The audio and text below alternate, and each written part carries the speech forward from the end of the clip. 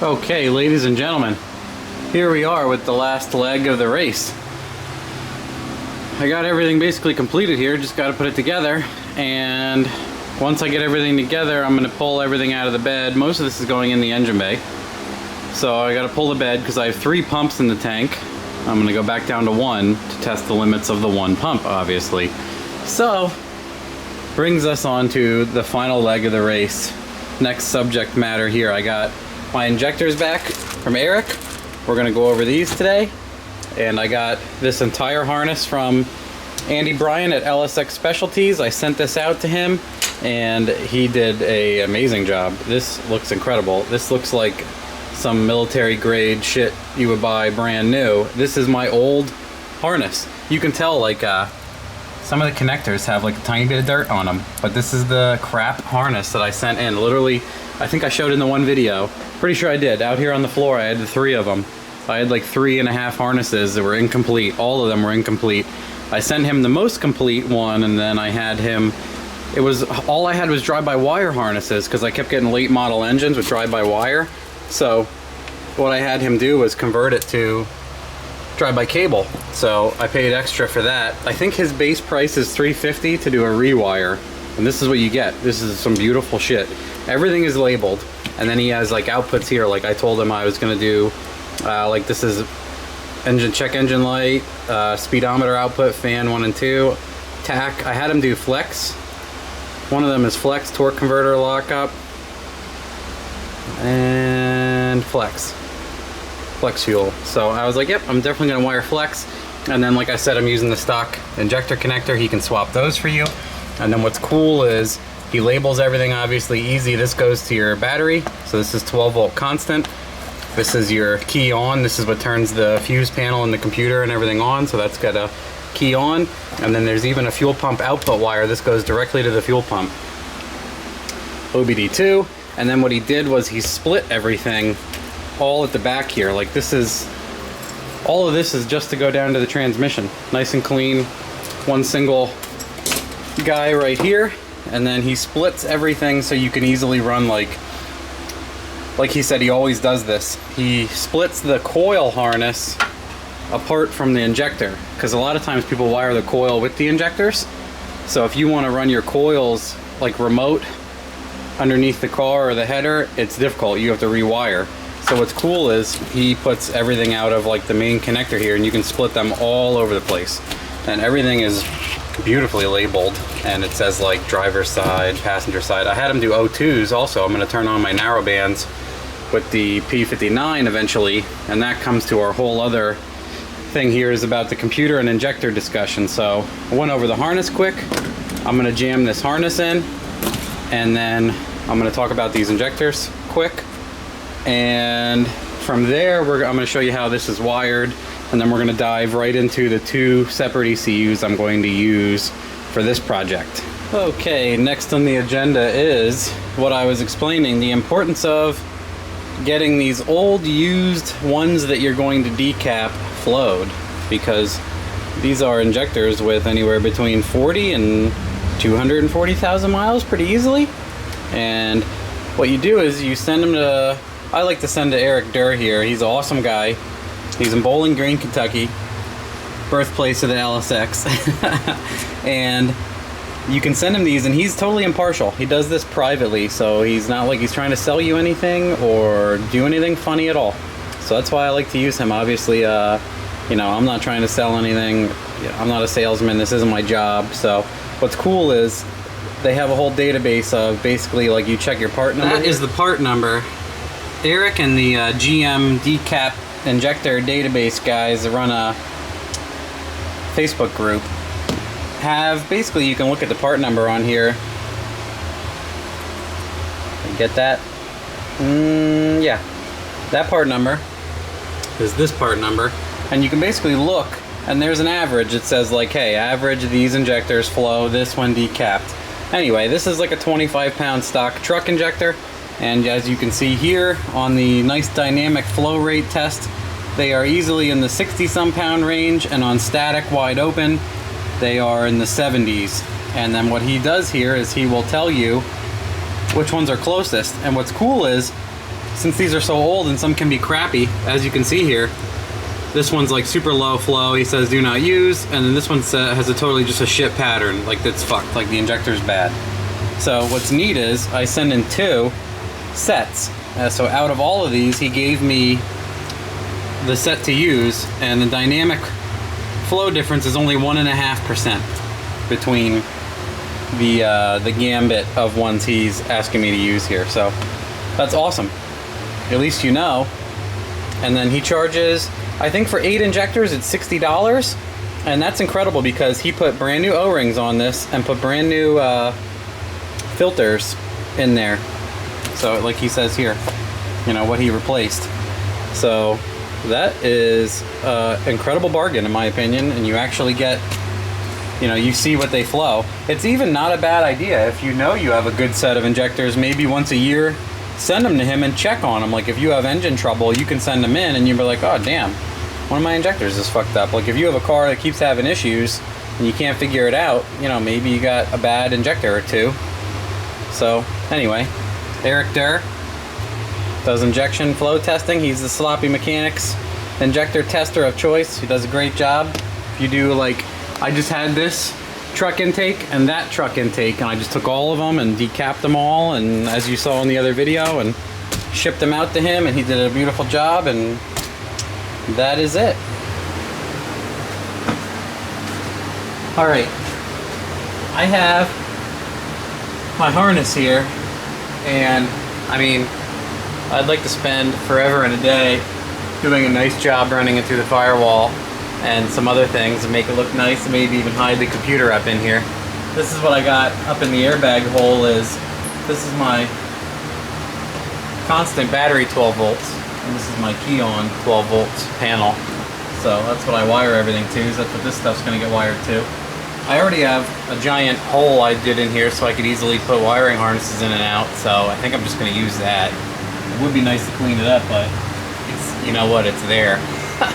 So I'm going to jam the harness through and start connecting everything in the engine bay without the intake on. It's easy to get to the connectors and some other things, plug the cam position sensor and some of that stuff in, connect the ground wires, and then once that stuff's connected, I'll show you, it just clips in. Then we'll do, you know, the power for certain things, and then we'll connect the computer and the OBD2 and see if everything works. And basically what I always do first is I make sure if I can see sensors actually working. If I forgot to plug something in or whatever else, I'll look at like trans temp, engine temp, inlet air temp. This, I think I need to put an IET sensor on. I might just plug it in and let it sit somewhere for now until I figure out what I want to do. But that's the gist of it. You just jam this shit through a hole, plug everything in. So we'll just start by doing that, and we'll see how it works out from here. If it doesn't want to work out from there, I mean, ideally it'd be nice to have like a nice clean mount in the firewall, but this thing has a AC box and a heater box and everything jammed up in here. That's why I did it down here, because there's literally, like, people are like, oh, just put it under the dash. Like in a Fairmont, there's a cavern. There's heater box. There's glove box, heater box. There is no room at all in the front of these cars. Most cars, they're just so jammed. That's why, I mean, this looks like there's a ton of room in here. I removed an airbag to get that kind of room. So we'll just take the entirety of this, besides the fuse box and the OBD2 and the internal wires, and feed it out in sections, just like this. Alright, fast forwarding through all of this because I'm literally just jamming wires out of the damn thing, and I think I'm gonna have, this is gonna be a long video, so we're fast forwarding. Majority of it is jammed out there. Yep, I got my buddy Glenn. He's gonna help me, but I'm gonna crawl underneath and push the harness up to Glenn. I was gonna use like you know what I was gonna use is a coat hanger, okay, but I couldn't find one with a hook on it, and I was just gonna push it down there and pull it out, but I'm sure I can get it far enough up. Oh yeah. No.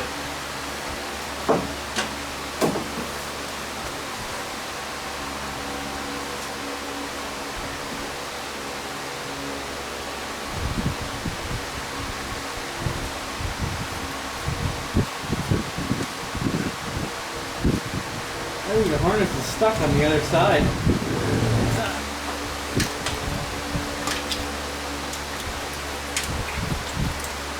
This is another two. No. You're good. You're okay. That's for the transmission. That's for the trans. Okay. Yeah, this guy can stay down there.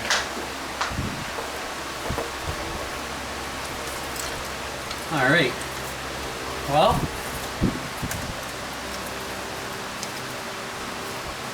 It's pretty much here. Actually, I will pull this up a little bit quick. Just to clear it.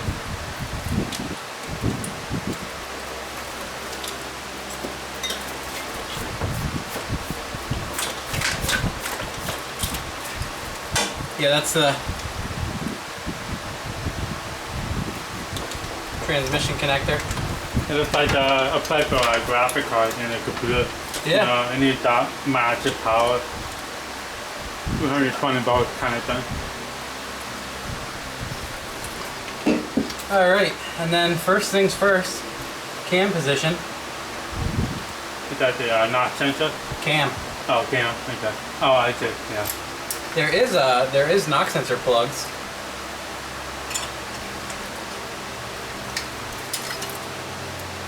And that goes in this. Yep. Yep, this stuff I'm gonna lay over here.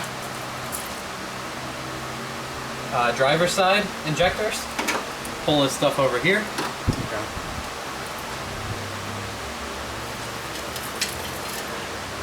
What's this? Map sensor? Okay. We're gonna put that up here, because that's gonna be up on the top of the intake. Passenger side O2 sensor.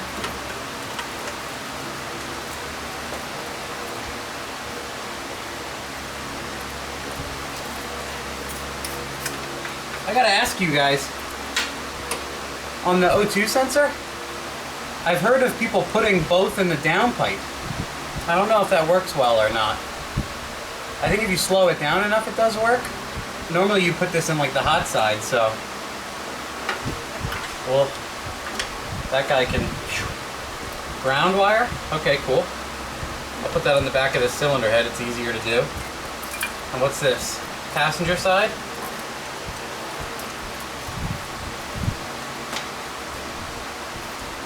Passenger side? Yeah, see? Knock? Knock. Yeah, knock on turbo. Ugh. And just shove this bitch down here. So fancy, so nice. I know.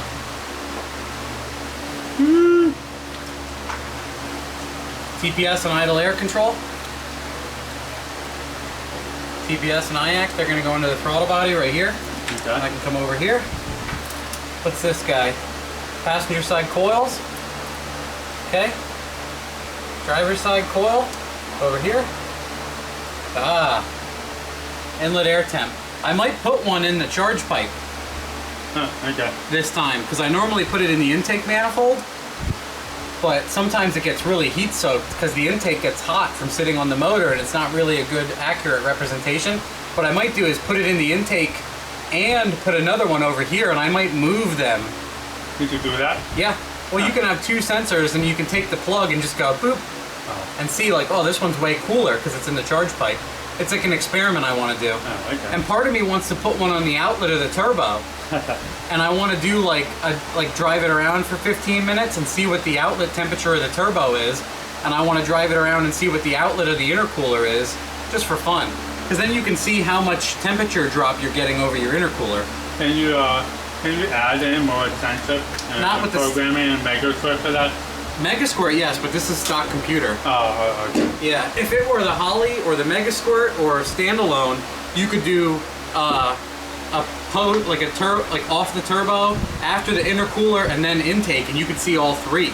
That's nice. Yeah, a lot of people do it on actually newer stock ECU with the supercharger, like the LSA. Yeah. It has a pre and a post intercooler. Oh, okay. It can see how much heat it's scrubbing. Like it has a post and a pre. Okay. That's neat. But yeah, I mean that's awesome. So now I can drop the intake in. Oh. Because this is that is a huge pain in the ass to do. Yeah, get behind. Yeah, so you just go boop and then you put the intake on. Okay. I got my intake manifold here. This one's surprisingly clean, huh? Look at these fuel rails, they're clean too. So I got my fuel rails, and I even had these laying around. You don't need these. I've just used rubber, like 3/8 hose and clamps without a problem. So all I'm gonna do is this W Dizzle.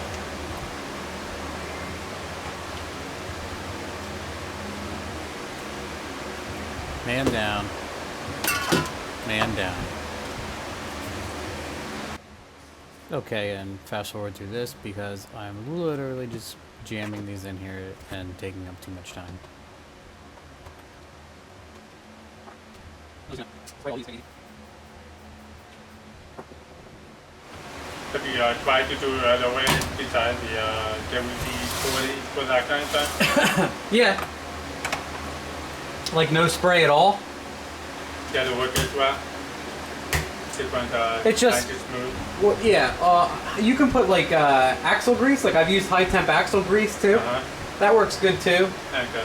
Then there's a great debate where people say like using a certain oil or grease or gas will swell the seal and then it'll rip or whatever. I just if you put it in like this thing has been sitting around, it's dry. Yeah. If you put it in dry, it might rip the seal immediately, and then you key the car on, and then fuel starts pissing out of, you know.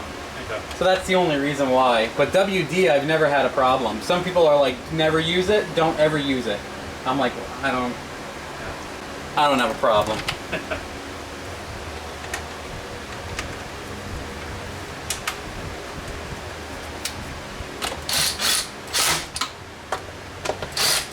What's cool about putting the stock injector back in is you don't have to play with the heights. Like normally you have to space up like 80s because they're a taller injector or some other shit. This is the stock injector in the stock intake. So it's like a freebie.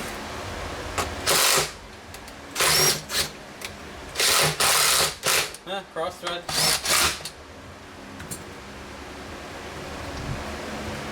Alright, nice dirty intake. We'll see how she does. Sometimes I swap out these intake gaskets actually if the car has like idle or a weird running condition, but most of the time they're okay. I usually just look through the freshest set that I have laying around. But these should be fine. Alright. Got all the bolts. The only thing I'll get rid of is this guy because I have the stock one. So that'll screw me. I got to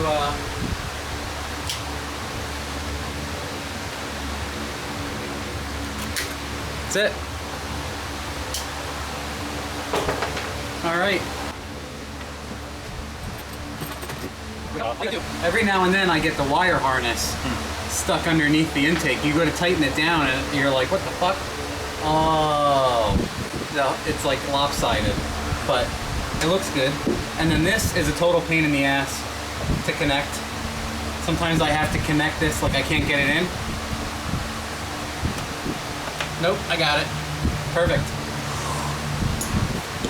Making it look easy. And then this is for the map sensor, which is gonna be over here.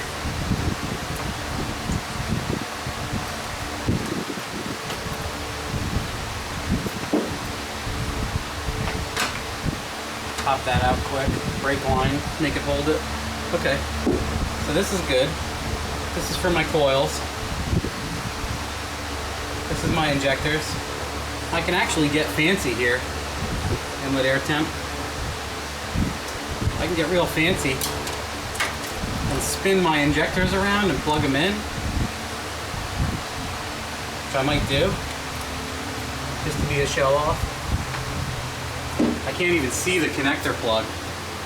I'm gonna flip them inside and plug them in on the inside. Ooh. If I can. Here, I'll give you the camera so you can get in real close. Here. Get this out of your way. Apologies if this is totally nauseating, but he does get in there. I'm curious to see how good the video is. At least you guys can actually see what I'm doing for once. Glenn's my cheap cameraman for the day. Here, let me,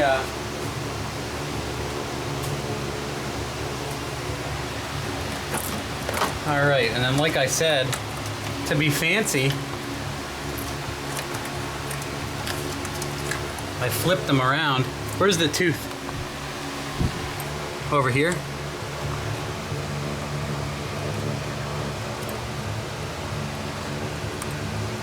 Perfect. Push this guy back a little bit. Oh, I should probably tighten these. I should probably tighten the, you don't have to do that.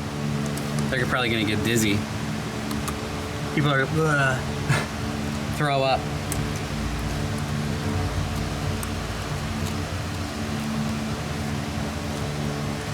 All right.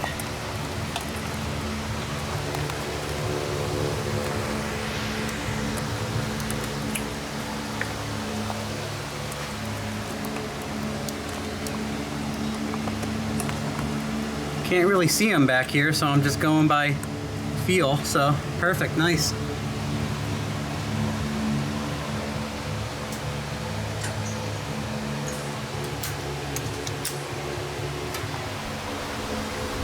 Oh.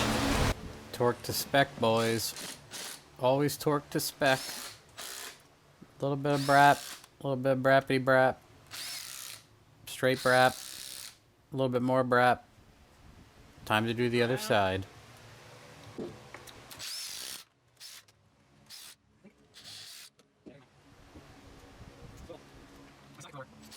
Here we go with the flexible brap.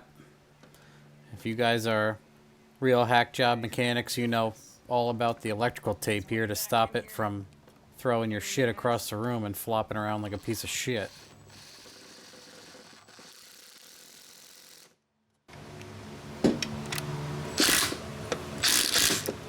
Okay.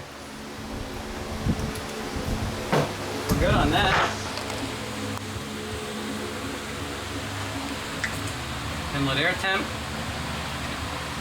Now we can start, well, I gotta put this ground on then. Let's just tuck that up there for now. Alternator and coolant temp. I'm gonna swap out this alternator, but not right now. Here, I can make this look nice too. We'll run it through here. And we'll plug this guy down in. Coolant temp, side of the block. We'll shove the wiring in here. And then this will go here on a different alternator. I'm gonna swap this alternator out. Tuck that guy up there. This is for the coils. We can put the coils on next. What's this guy? TPS and idle air.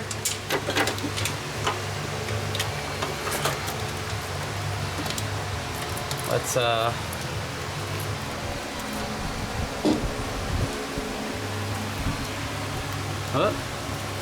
TPS, idle air,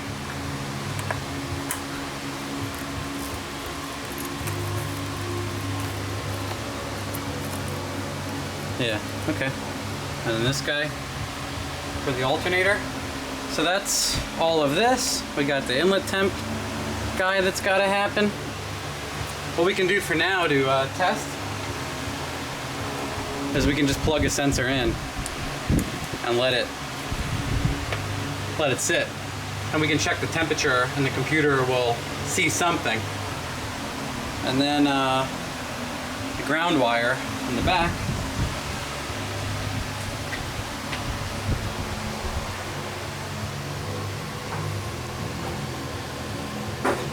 this is like a 13.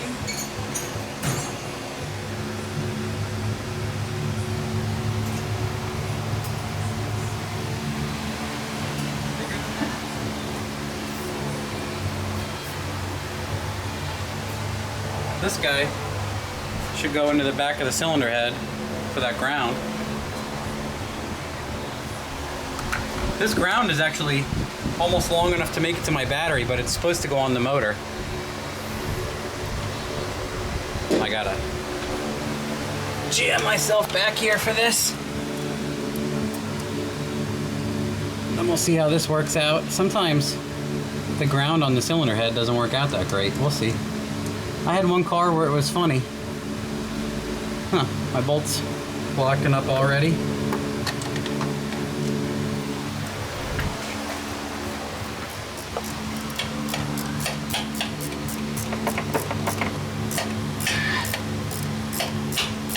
Just a dirty bolt hole.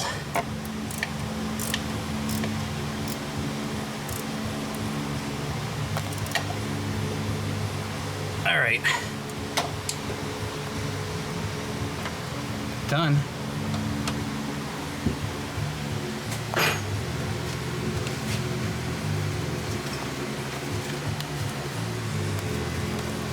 And then I believe, I think this is a, yep, this is a 3-bar map from EFI Source. So I'm just gonna take this guy. It's gonna get plugged into the, see the factory map sensor would go here, but I like to sneak them around. I'm gonna plug it in right here. There we go. And then, see this nipple here? Get a, here, let me show you.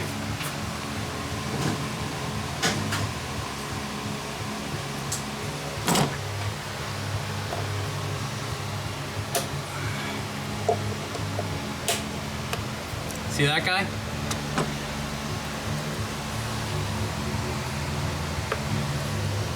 See, now it's a vacuum port.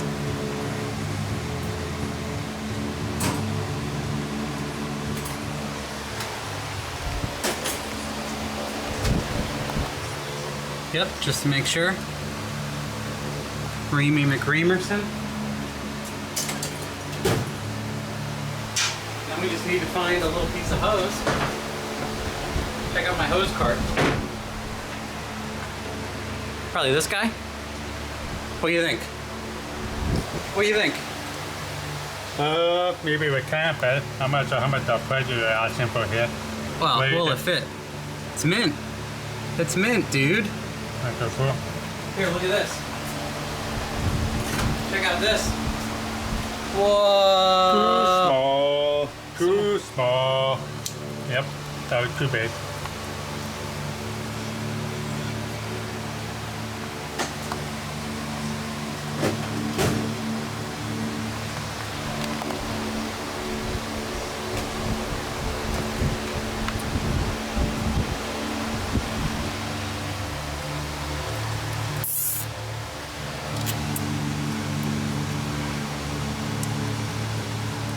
You can see this one already had a zip tie on it.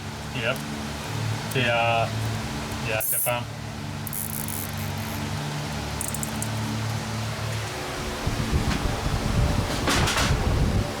I'll take these guys. Oh no. Yeah, nice and neat. Too fancy. You're fired.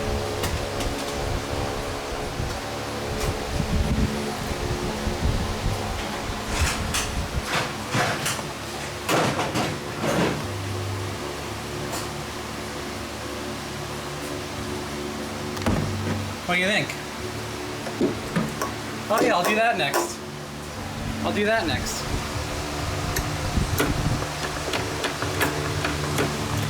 This guy gets all...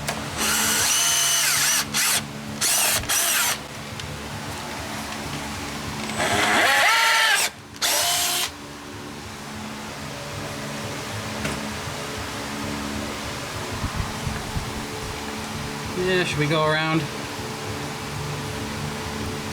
the inside or the outside?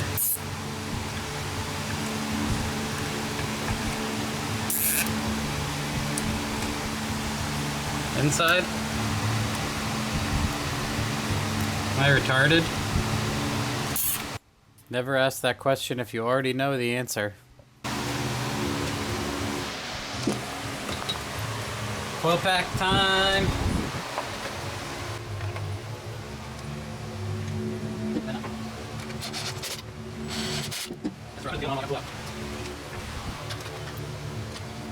Any more than 2 coil pack bolts is too many, guys. Shit, 1 is fine. 2 is overkill. Any more than that and you're fired. Okay, so now this can go back up here.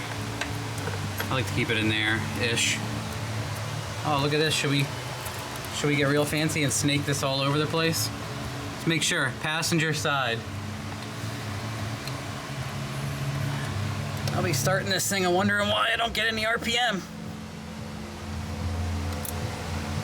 See this guy? Crank. The cranky. Now this one I have a funny wire because it's so close to the manifold back here. These are my feed and return. Someone gave me these. You don't need them, like I said.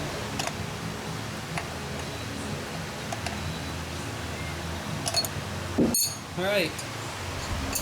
Just fun, we'll see if fuel comes flying out of anywhere. Well, oh, the return line's leaking. Alright, this part is pretty easy. There is a power lead for ignition and battery power. This goes to my fuel pump. I'm going to wire that in a minute. But we will get the battery wire out quick and connect that to my fuse panel. Should have just razor bladed this, but oh well. We're committed now.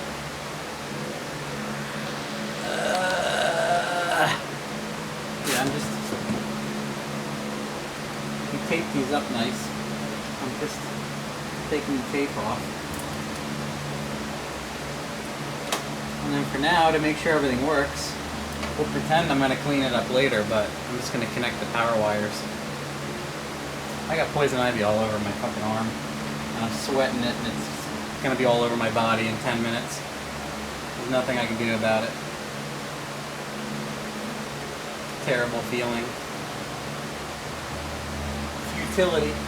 Anyway, I like to use these fuse panels.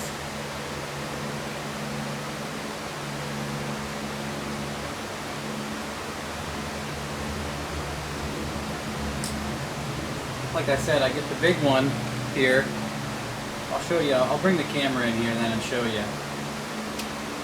For now, I'm just going to crimp these real quick. See, battery power, and this one is ignition power. We need these two to go to my fuse panels, and then I will do my best to maybe hide this stuff later. Maybe. Just let it lay all over the place, because I'll be screwing around with everything. I'll be swapping ECUs for you guys, writing 2 garbage tunes for you guys.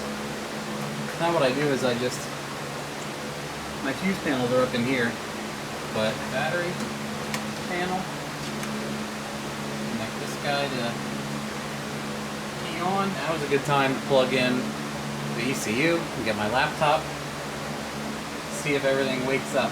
Hook up the OBD2 port, see if the sensors are working, see if the wiring's working, see if the ECU's working. Alright, next step, take your 7mm, connect your junk ass ECU.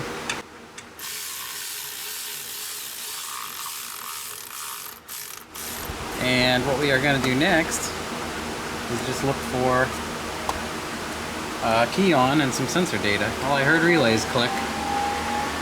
My trans fan is on. I should really disconnect that. Well, we're getting ECU data already. See what we get. Oh, trans temp, voltage, coolant temp, IAT, TPS. Everything is looking good. So, what I'm going to do now is unplug the trans thing, because that is just going to whale my battery to death. Okay, it ended up being more of a pain in the ass than I thought it would be. to pull that relay because I put them away so nicely. So I just plugged in my battery charger on 40 amps and I am dumping in my flex fuel speed density trial right here. I have enough oil in, and next thing I want to do is just make sure the sensors come up again and that it's on speed density. And then what I'd like to do is connect my flex fuel sensor and then see if I can get the flex fuel data on the ECU end, obviously, make sure that is working. And then I will take out my pumps, get the single pump in, and wire it to the wiring harness here. Then we'll be mucho grande. All right, we're gonna dig in. I'm gonna change out the wiring again too. Much smaller wires. Pull these out, save them for later, or reuse them when I do the pump again. Inevitably, unless someone buys this thing, I'll just keep messing with it. That's good.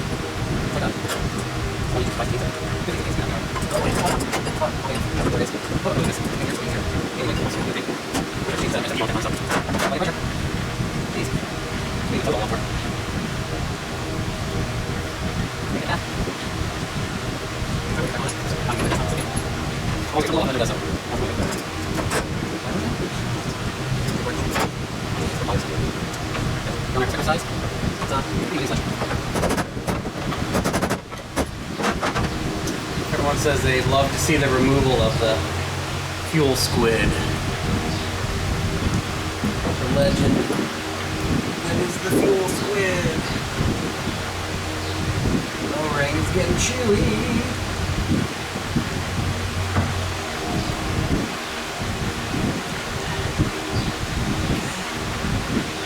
Power connectors are all bunched up. Let's try to get them split up a little bit.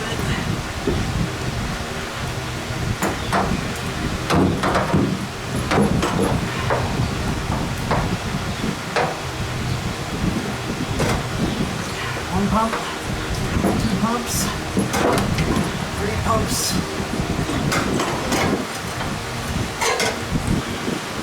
Oh, there's still a lot of gas.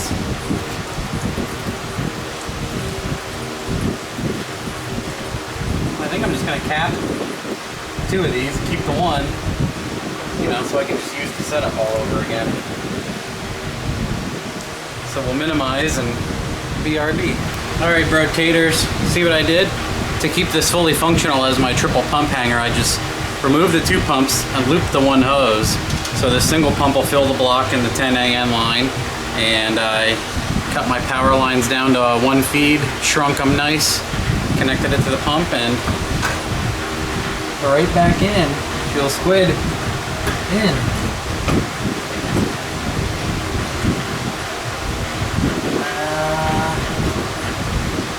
Guess that's looking good.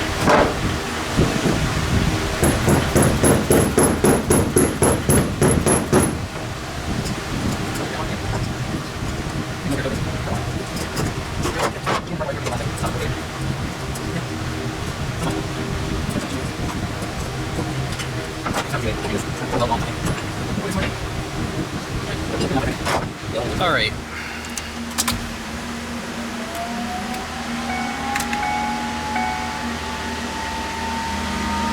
Fans are on.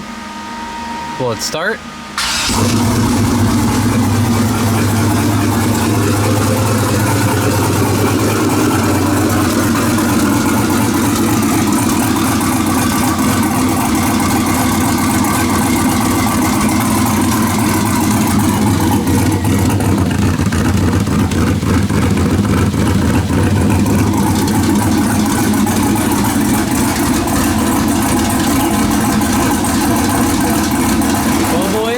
Got her running just in time. Just in time. Okay, end of day summary. I'm calling it quits because it's running. It's pretty much almost all done. I did the single fuel pump. I reran the fuel pump wiring. I'm gonna pack this up then. I did the complete wiring harness today for you guys, showed you how I hooked everything up. The only thing I didn't show you is I just wired in the content sensor, which is super easy. We can go over that another day. I mean, honestly, it's power ground and a signal wire that goes to the ECU. I put the entire wiring harness in, showed you how I plugged everything in. Glenn did a nice job. Hopefully he didn't make you guys sick jamming the camera in all over the place. Plugged everything in, showed how I did everything. Everything else is looking good. I did the fuel pump wiring, I did the key on and everything else for my fuse panels in here. Let me know if you guys want me to go over this power panels, but it's fairly simple. I mean, this one goes to the battery, and this one is a key on from the relay, like I said out there. So when you key on, this whole thing gets power, and when you want power all the time, like this will go to the stereo for memory, and this one is key on, like widebands or stupid shit like that. So you can see that's it. I mean, I hooked up Andy's harness and I connected a few wires and ran the fuel pump wire to my single fuel pump and connected everything. Stock decap injectors. I modified tune-up, and I verified that the alcohol percentage was working. It says like 71%. Everything looks fucking great. I fired it, and it fired and stalled immediately the first time. I thought I was recording. I did not. I was being an idiot, and I realized it. My buddy sent me a bass tune with the flex. See, I needed an ECU that had the flex stuff enabled. All of my bass tunes don't have the flex stuff enabled. So he did a car the other day that did flex and 2-bar and some other stuff. So I asked him to send that because I didn't even have that operating system. And that's a whole other episode to talk about the computer compatibility, operating system, which computer, what wiring. We'll call the name of that episode will be Convoluted, because that, guys, that is like, it's a big subject matter to take in. You might want to fucking take some Adderall or some pills and get ready for that episode. Anyway, I'm excited.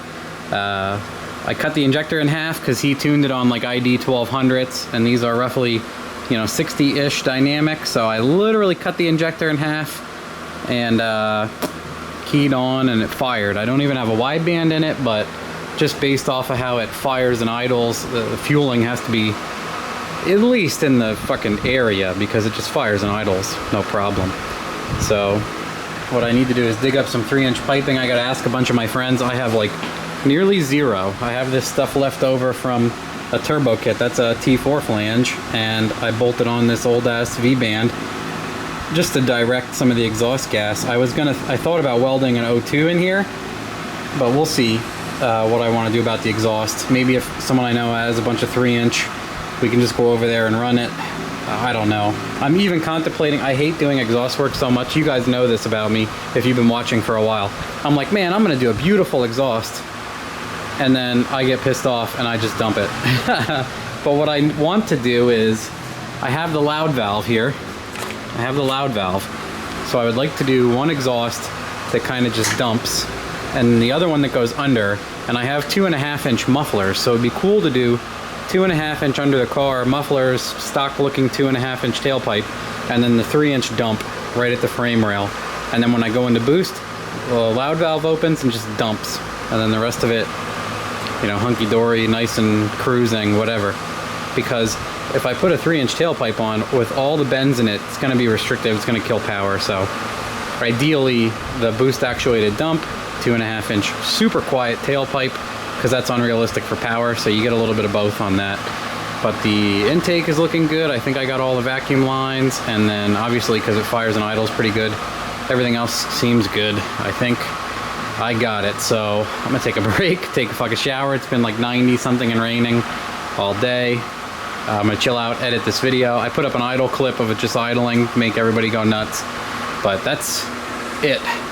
It is already running, so now it's just a little bit of cruising around and checking some stuff and straight on to results, right for the throat.